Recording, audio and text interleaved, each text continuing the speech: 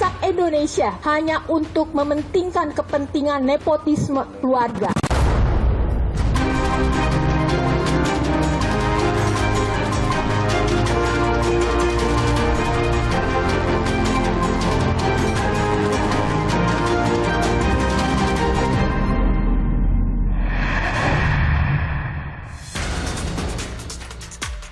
Sepekan jelang pemilu, publik dikejutkan skandal pelanggaran etik di KPU.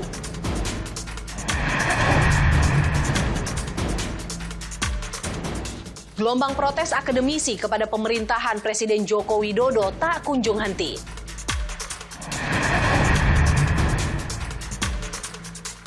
Bantuan sosial yang cair jelang pemilu membuat dugaan politisasi bansos mencuat.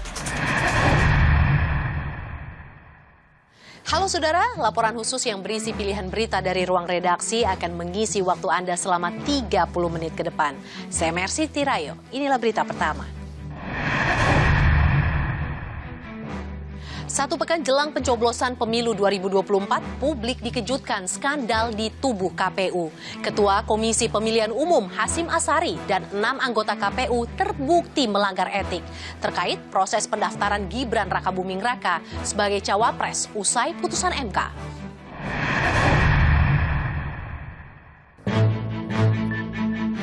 Satu pekan jelang pemilu, publik dikejutkan skandal di tubuh KPU. Ketua Komisi Pemilihan Umum Hasyim Asyari dan 6 anggota KPU terbukti melanggar etik karena memproses pendaftaran Gibran Rakabuming sebagai cawapres usai putusan MK.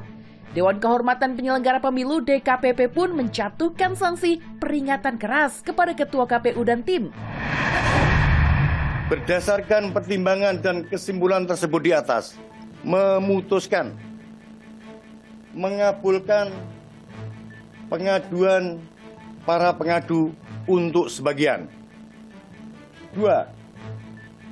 Menjatuhkan sanksi peringatan keras terakhir kepada Hasyim Asyari.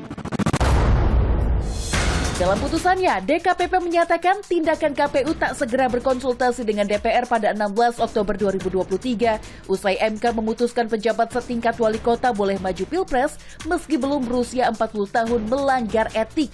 Alasan anggota Dewan sedang reses sehingga KPU baru bisa bertemu DPR pada 23 Oktober juga tidak dibenarkan.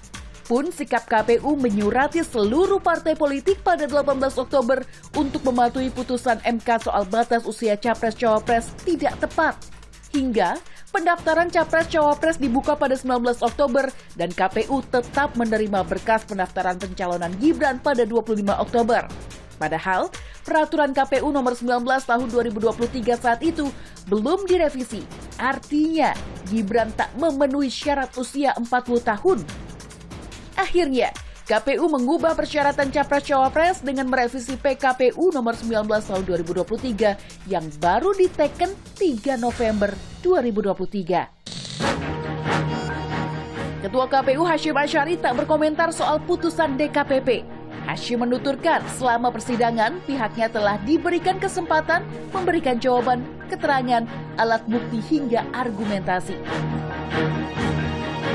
Gibran pun merespon santai pelanggaran etik KPU yang meloloskan pendaftarannya di pemilu 2024. Ya, nanti kami tindak lanjuti.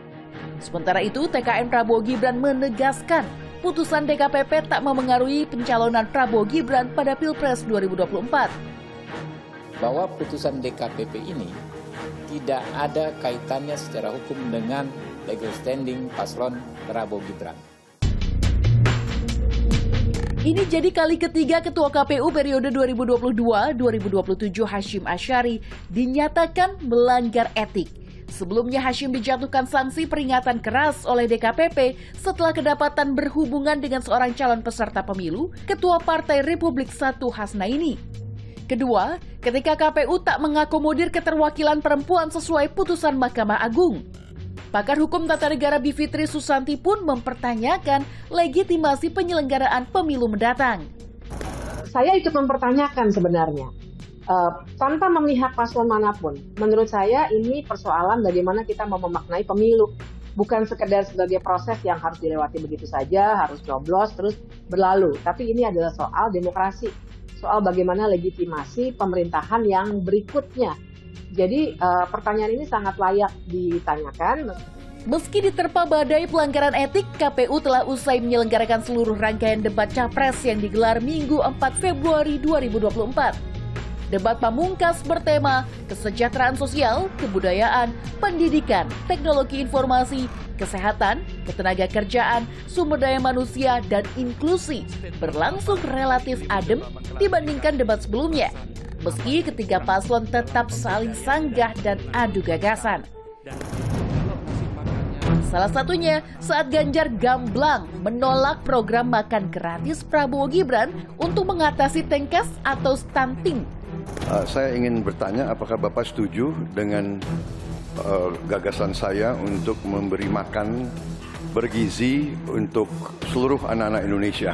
Kalau ngasih makannya kepada anak-anak untuk mencegah stunting, saya sama sekali tidak setuju, Bapak. Karena Bapak terlambat. Stunting itu ditangani sejak bayi dalam kandungan, Pak. Ibunya yang dikasih gizi. Sebetulnya yang saya sampaikan ya persis itu. Jadi kita belum.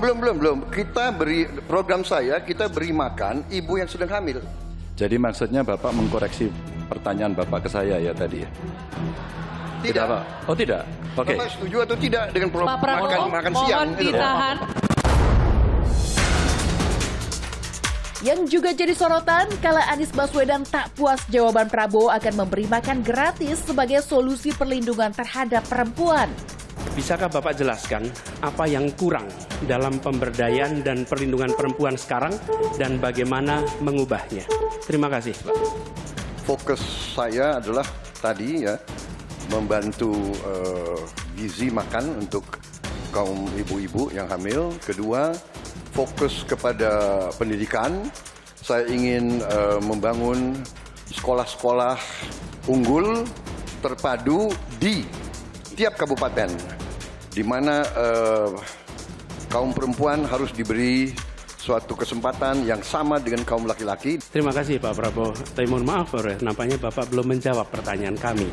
Karena pertanyaan adalah tentang perlindungan perempuan. Pada sesi saling tanya, Capres Ganjar Pranowo menyenggol pernyataan Prabowo, orang yang menginginkan internet gratis berotak lambat. Prabowo pun memberi klarifikasi atas pernyataan tersebut. Di Pontianak pada tanggal 20 Januari Bapak menyampaikan bahwa orang yang menginginkan internet gratis itu, maaf ini Pak, otaknya lambat. Tidak lengkap yang Bapak dengar ucapan saya. Yang saya katakan adalah yang mana yang lebih penting, internet gratis atau makan gratis untuk orang yang sedang susah, untuk orang miskin, untuk orang kalangan bawah. Itu yang saya maksud. Kalau internet gratis, ya saya setuju, tapi jangan internet gratis lebih dipentingkan daripada makan gratis. Kalau coverage internetnya bagus, Pak, jejak digital tidak akan pernah hilang, Pak Prabowo. Kontras, Anies dan Ganjar justru kompak mengkritisi tata kelola bantuan sosial yang dinilai tak tepat sasaran. Saat saling menanggapi, Anies dan Ganjar tampak tersenyum dan mengangguk setuju. Harus menyadari bahwa yang disebut sebagai bansos adalah bantuan untuk si penerima, bukan bantuan untuk si pemberi. Karenanya, dia diberikan sesuai dengan kebutuhan si penerima. Kalau penerimanya membutuhkan bulan ini, ya diberi bulan ini. Kalau dibutuhkannya 3 bulan lagi, ya 3 bulan lagi. Tidak usah dirapel semuanya. Jangan rusak Indonesia hanya untuk mementingkan kepentingan nepotisme keluarga.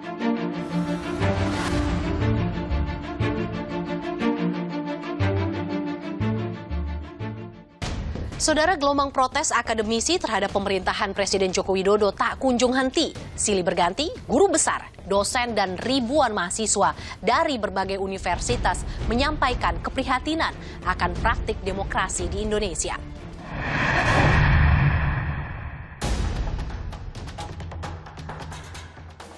Debat final Pilpres 2024 tema kesejahteraan sosial hingga pendidikan telah dilewati.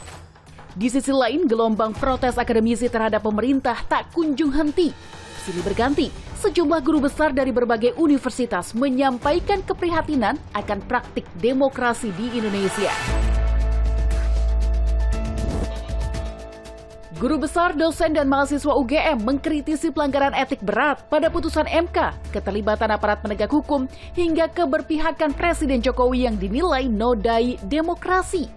Petisi bulat sumur yang disampaikan Sivitas UGM meminta Jokowi sebagai alumnus kembali ke jati diri UGM yang menjunjung tinggi Pancasila dan demokrasi.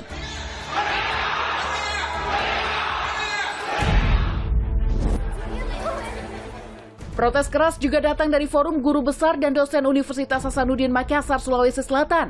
Mereka mendesak Presiden Jokowi junjung tinggi Pancasila dan Undang-Undang Dasar 1945 sebagai instrumen dalam pelaksanaan pemilu yang demokratis. Untuk tetap berada pada koridor demokrasi. Di Padang, Sumatera Barat, Sivitas Akademika Universitas Andalas menggelar pernyataan sikap bertajuk Manifesto Penyelamatan Bangsa. Sivitas UNAN mendesak Presiden tidak menggunakan kekuasaan yang berpotensi pada kecurangan pemilu. Di Bandung, Jawa Barat, guru besar, dosen, dan mahasiswa Universitas Pajajaran menaikkan petisi menyerukan Presiden serta elit politik taat etika agar pesta demokrasi berjalan jujur dan adil. Tak ketinggalan, Sivitas Akademika Universitas Indonesia prihatin atas hilangnya etika berpolitik. UI mendesak Presiden Jokowi netral di Pilpres 2024. Universitas Indonesia pun berkomitmen terus kawal pemilu 2024. Itu jangan rusak Indonesia. Indonesia pernah menjadi besar. Dan jangan rusak hari ini hanya untuk kepentingan politik sesaat. Hanya untuk mementingkan kepentingan nepotisme keluarga. Kami tidak akan tinggal diam. Presiden Jokowi tak berkomentar banyak atas gelombang protes kampus. Jokowi menilainya sebagai hak berdemokrasi. Ya, itu hak berdemokrasi. Terima kasih, Pak. Ya. Gelombang protes dunia akademik dalam sepekan terakhir turut direspons masing-masing paslon. Kalau kampus-kampus sudah mulai menyuarakan, artinya ada masalah yang serius. Jauh sebelum ini saya sudah melakukan kunjungan ke kampus-kampus sejak 2 tahun lalu. Hampir semua kampus besar saya datangi, saya beri wawasan agar demokrasi ini sedang kurang sehat. Mari bersama-sama, Bang. Kalau saya sih masukan-masukan evaluasi dari semua pihak kami terima ya. Masukannya terima kasih. Ya. Terima kasih.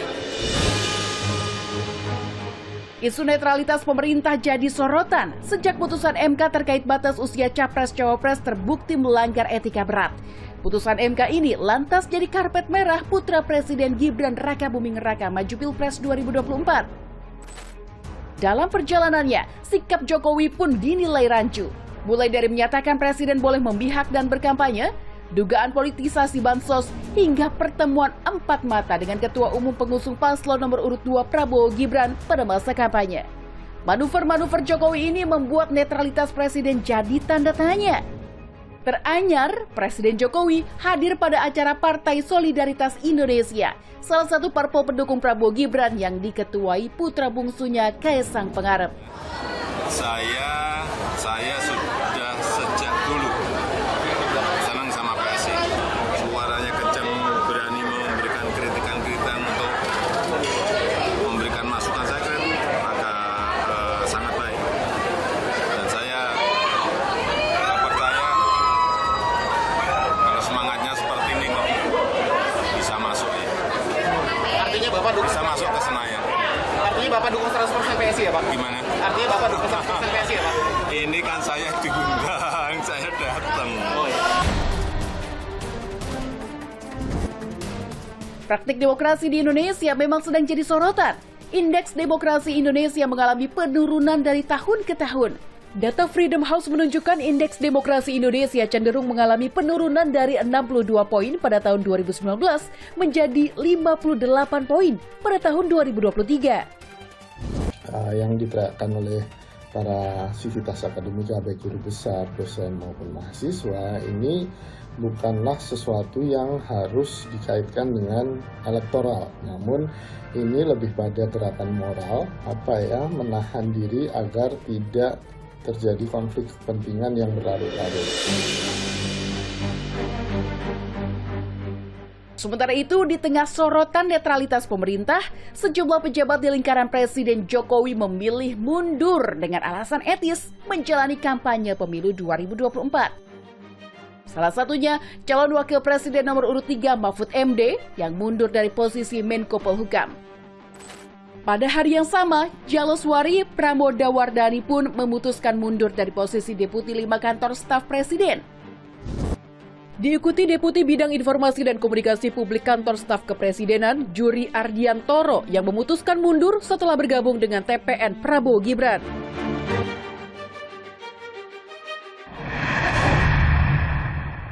Salah satu cara untuk melakukan politisasi bansos adalah dengan penentuan waktu kapan bansos akan dicairkan.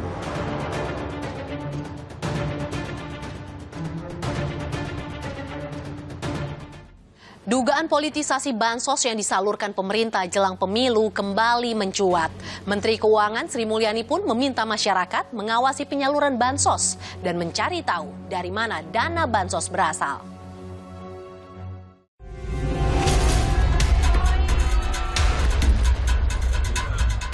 Dugaan politisasi bansos yang disalurkan pemerintah jelang pemilu kembali mencuat. Dua capres Anies Baswedan dan Ganjar Pranowo bahkan sama-sama menyindir dugaan politisasi bansos pada debat terakhir Pilpres 2024. Sindiran ini bukan tanpa alasan.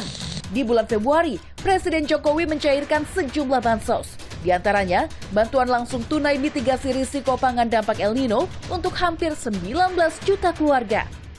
BLT yang seharusnya cair 200.000 per bulan sejak Januari hingga Maret akan dicairkan sekaligus jelang pemilu, yakni sebesar Rp600.000. Ada juga bantuan pangan 10 kg beras untuk 22 juta keluarga, serta bantuan program Keluarga Harapan yang akan disalurkan sebanyak 4 kali sepanjang 2024. Anggaran bansos tahun 2024 pun jadi yang terbesar sepanjang era pemerintahan kedua Presiden Jokowi. Rp496,8 triliun bansos digelontorkan. Nilainya bahkan melebihi bansos saat pandemi COVID-19. Presiden Jokowi membantah ada politisasi bansos. Jokowi menyebut skema pencairan bansos sudah disetujui DPR. Bantuan pangan beras itu sudah sejak September. BLT itu karena ada El Nino, kemarau panjang. Sehingga juga ini untuk memperkuat daya beli masyarakat. Sudah lewat mekanisme persetujuan di DPR APBN itu. Jadi jangan dipikir hanya keputusan kita sendiri. Dugaan politisasi bansos justru kerap dipicu oleh politisi yang terlibat kontestasi pemilu 2024. Salah satunya Menteri Perdagangan sekaligus Wakil Ketua Pengarah TKN Prabowo Gibran Zulkifli Hasan. Zulhas menyebut bansos pemberian Jokowi. Yang kasih bansos sama BLT siapa? Yang suka sama Jokowi angkat tangan. Loh, Pak Jokowi itu Pan itu Pak Jokowi. Makanya kita dukung Gibran. Cocok? Minimnya keterlibatan Menteri Sosial sekaligus kader PDIP Tri Risma hari ini dalam pembagian bansos pun jadi tanda tanya. Namun, Koordinator Staf Khusus Presiden Ari Dwi Payana membantah Risma tak diajak karena alasan kepartaian. Karena terkait dengan cadangan pangan ya, ada Bulog dan Badan Pangan. Jadi lebih pada hal itu termasuk juga mengecek mengenai keberadaan pangan di setiap daerah. Jadi yang diajak tentu berkaitan dengan itu. Enggak ada status kepartaian. Kontestan Pilpres 2024 turut merespons dugaan politisasi bansos. Calon Wakil Presiden nomor urut 1 Muhaimin Iskandar meminta Presiden adil, mengakui bansos berasal dari uang rakyat. Tidak boleh ada satupun yang mengklaim itu bantuan presiden, bantuan menteri, apalagi bantuan pasangan calon. Memang eksekusi ada di tangan pemerintah dan presiden. Kita harap presiden fair. Presiden benar-benar menggunakan bansos sebagai negarawan, bukan sebagai politisi. Kualat, Pak. Cawapres nomor urut 3 Mahfud MD juga menegaskan bantuan sosial bukan sedekah dari pemerintah. Bansos itu bukan karena kemurahan seseorang, tapi memang ada di dalam ketentuan hukum. Tidak boleh itu dianggap bantuan dari seseorang yang berakibat bahwa itu dianggap sedekah. Lantas, dari mana triliunan rupiah dana bansos berasal? Bantuan sosial masyarakat sudah dianggarkan dalam APBN 2024 sebesar 496,8 triliun rupiah. Berasal dari sejumlah pendapatan negara seperti hibah, kepabeanan dan cukai, pajak, dan penerimaan negara bukan pajak atau PNBP yang kemudian disalurkan dalam bentuk bansos. Bansos ini dianggarkan pemerintah bersama DPR. Menteri Keuangan Sri Mulyani pun meminta masyarakat mengawasi penyaluran bansos. Masyarakat juga akan ikut tentu dalam hal ini mengawasi, ikut memiliki karena mereka kalau yang mampu membayar pajak dan tentu mereka ingin tahu uang pajaknya untuk apa. Sedangkan yang tidak mampu mendapat bantuan dari pemerintah dan mereka harus tahu uangnya dari mana. Pembagian bansos yang dekat dengan pemungutan suara dinilai ekonom Selyos Bima Yudhistira berpotensi dipolitisasi. Apalagi bansos untuk 3 bulan dicairkan dalam sekali pemberian.